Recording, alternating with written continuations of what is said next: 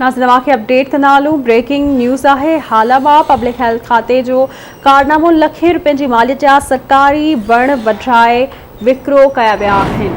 बिल्कुल नाज़रीन, कीमती वण पब्लिक हेल्थ खाते जे खानोट स्कीम ते लॻल हुआ।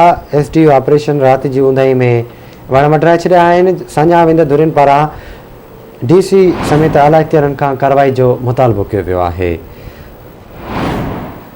आगाह कयूं पिया। हालामा अहम ख़बर आहे। पब्लिक हेल्थ खाते जो कारनामो साम्हूं आयो आहे। लखे रुपयनि जी मालियत जा सरकारी वण वढाए विकिरो कया विया आहिनि। तव्हांखे अपडेट कंदा हलूं। ब्रेकिंग न्यूज़ आहे। हाल में क़ीमती वण पब्लिक हेल्थ खाते जी खानोट स्कीम ते लॻल हुआ।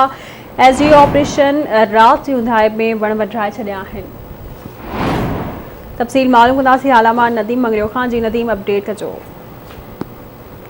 पब्लिक हेल्थ खाते अमलदार जो मिली भगत करे हाला पुराना खां खानोट जो रोड वञे तो उन रोड ते पब्लिक हेल्थ खाते जी जो स्कीम है खानोट स्कीम है ड्रेनेज जी स्कीम है जेका बंद पियल है जो काफ़ी साल का बंद हुजण जे करे उते जो कुदरती जो हिकिड़ो कच्ची वारो इलाइक़ो हुजण जे करे उते जो टिन एकड़नि ते जो स्कीम मुश्तमिल आहे उन स्कीम ते जो करोड़े रुपए के लखे रुपए जा वण जेके उते वॾा थी विया या जो SDO ऑपरेशन है मौसम सूमरो उन पंहिंजे ऑफिस अमली भगत करे जेको टिन एकड़नि ते जेके बीठल जेका हुड़ी हुई बबरनि जी उहे जेके वण राति विच में वढाए जेको सो उते उतां गुम करे छॾिया आहिनि जेको मुकमल तौर ते उते हींअर उन्हनि वण वढे जेको त हुनखे कटाए छॾिया जॾहिं हुन सां राब्तो कयो त हुन इहा ई ॻाल्हि कई रही पुराणो वाक़ियो आहे।